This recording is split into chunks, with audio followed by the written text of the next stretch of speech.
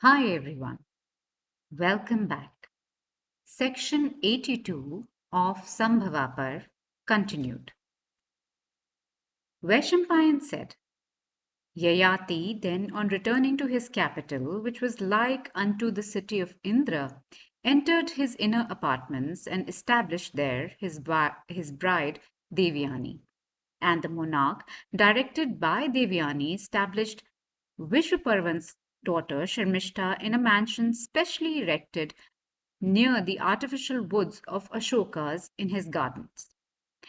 And the king, surrounded by Vishwaparvan's daughter Sharmishta with 1,000 maids, and honored her by making every arrangement for her food and garments.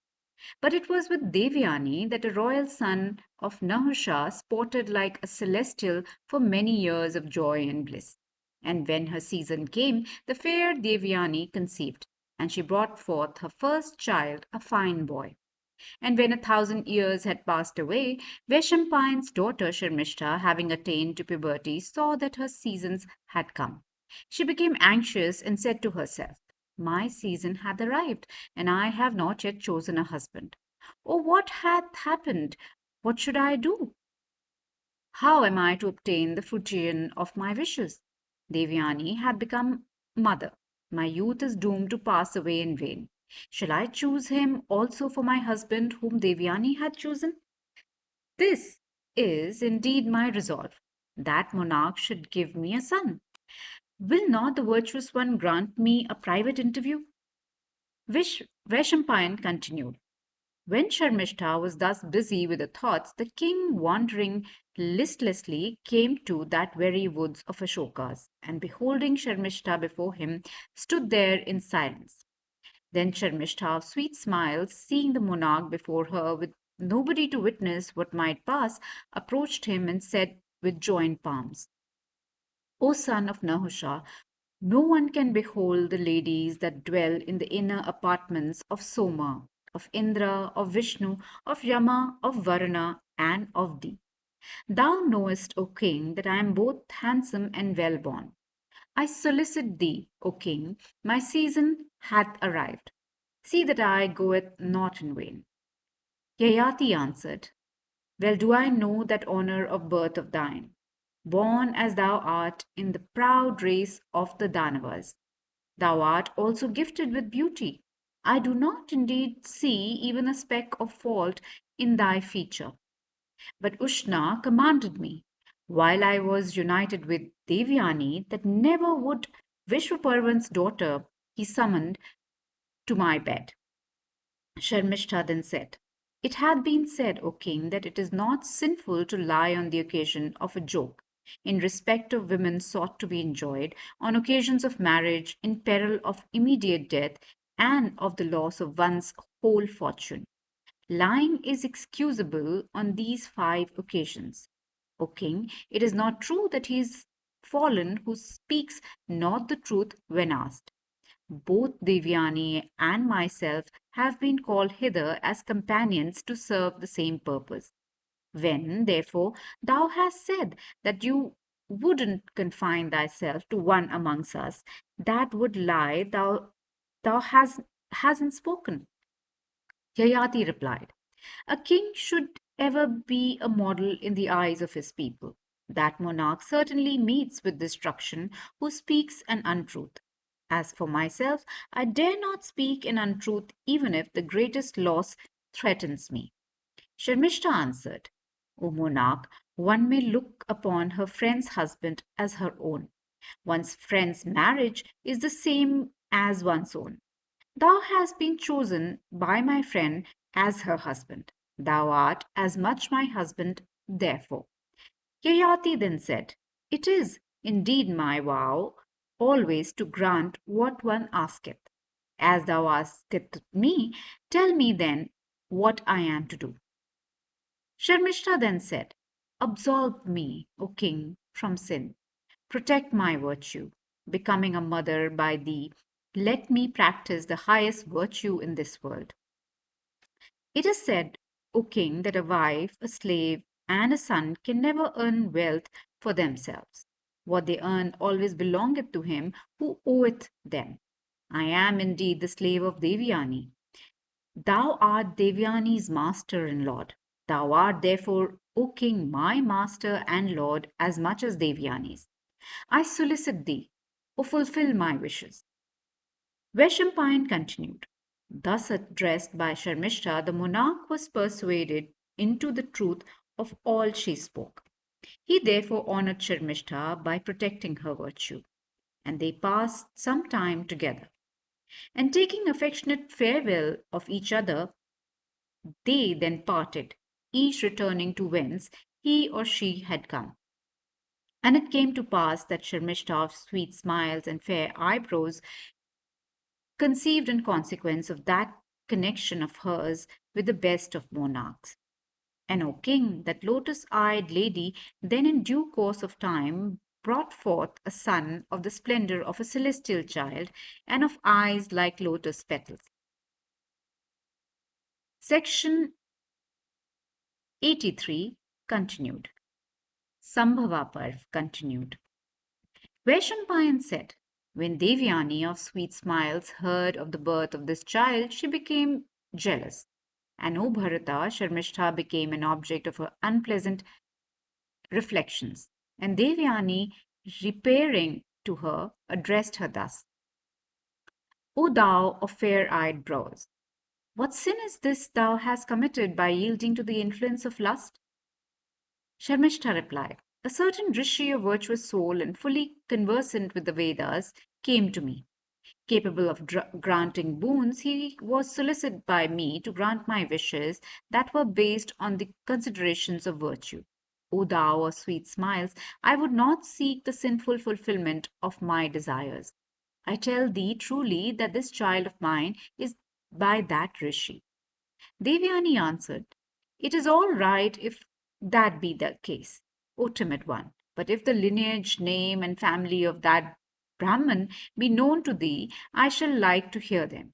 Sharmishta replied, O thou of sweet smiles, in asceticism and energy, that rishi is resplendent like the sun himself. Beholding him, I had not any need to make these inquiries. Devyani then said, if this is true, if indeed thou hast obtained thy child from a superior Brahmin, then, O Sharmishta, I have no cause of anger. Vaishampayan continued. Having thus talked and laughed with each other, they separated. Devyani returning to the palace with the knowledge imparted to her by Sharmishta, and O King, Yayati also begot on Devyani two sons called Yadu and Turvasu, who were like Indra and Vishnu. And Sharmishta, the daughter of Vishwaparvan, became through the royal sage the mother of three sons in all, named Drahyu, Anu, and Puru.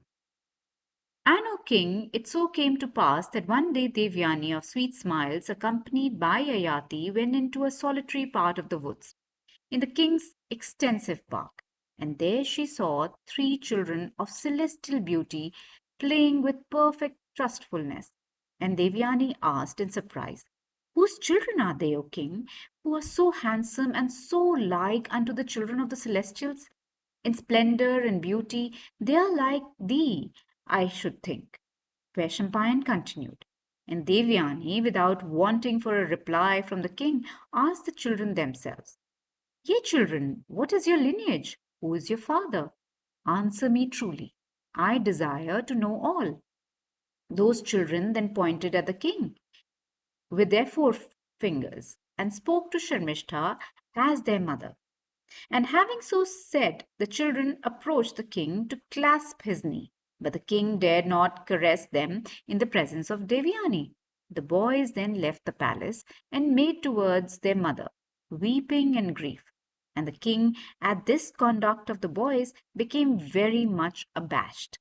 But Devyani, marking the affection of the children, for the king learned the secret and addressing Sharmishta said, how hast thou dared to do me an injury, being as thou art dependent on me? Dost thou not fear to have recourse once more to that Asura custom of thine? Sharmishta said, O thou of sweet smiles, all that I told thee of a rishi is perfectly true. I have acted rightly and according to the precept of virtue, and therefore I do not fear thee. When thou hadst chosen the king for thy husband, I too chose him as mine. O beautiful one, a friend's husband is, according to usage, one's own husband as well. Thou art the daughter of Brahman, and therefore deserveth my worship and regard. But dost thou not know that a royal sage is held by me in greater esteem still? Vaishampayan said. Devyani, then hearing those words of hers, exclaimed, O king, thus thou hast wronged me, O monarch. I shall not live here any longer. And saying this, she quickly rose with tearful eyes to go to her father. And the king was grieved to see her thus, and alarmed greatly, followed in her footsteps, endeavoring to appease her wrath. But Devyani, with eyes red with anger, would not desist.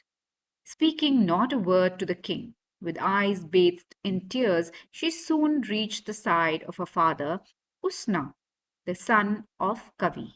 And beholding her father, she soon stood before him after due salutations. And Yayati also immediately after her saluted and worshipped Bhargav. And Devyani said, O father, virtue has been vanquished by vice. The low have risen and the high have fallen. I have been offended again by Sharmishta, the daughter of Vishwaparvan. 3 sons have been begotten upon her by this king Yayati. But, O father, being luckless, I have got only 2 sons. O son of Brigu, the king is renowned for his knowledge of the precepts of religion. But, O Kavya, I tell thee that he hath deviated from the path of rectitude.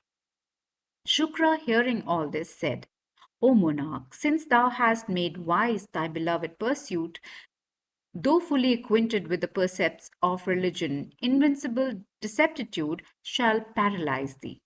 Yayati answered, Adorable one, I was solicited by the daughter of the Danava king to fructify her season. I did it from a sense of virtue and not from other motives. That male person who, being solicited by a woman in her season, doth not grant her wishes, is called, O Brahmana, by those conversant with the Vedas, a slayer of the embryo. He who solicited in secret by a woman full of desire in its season, goeth not unto her, loseth virtue, is called by the learned the killer of the embryo. O son of Bhrigu, for these reasons, and anxious to avoid sin, I went to Sharmishta. Shukra then replied, Thou art dependent on me. Thou shouldn't have awaited Thou shouldest have waited my command. Having acted falsely in the manner of thy duty, O son of Nahusha, thou hast been guilty of the sin of theft. Vaishampayan continued, Yayati, the son of Nahusha, thus cursed by the angry Usnas, was then divested of his youth and immediately overcome by receptitude. And Yayati said, O son of Bhrigu, I have not yet been satiated with youth or with Devyani. Therefore, O Brahman, be graceful unto me so that deceptitude might not touch me. Shukra then answered, I never speak an untruth. Even now, O king, art thou attacked by receptitude. But if thou likest, thou art competent to transfer this thy receptitude to another. Yayati said, O Brahman, let it be commanded by thee that that son of mine who giveth me his youth shall enjoy my kingdom, and shall achieve both virtue and fame. Shukra replied, O son of Nahusha, thinking of me thus, mayest transfer this thy deceptitude to whomsoever thou likest. That son who shall give thee his youth shall become thy successor to the throne. He shall also have long life, wide fame, and numerous progeny.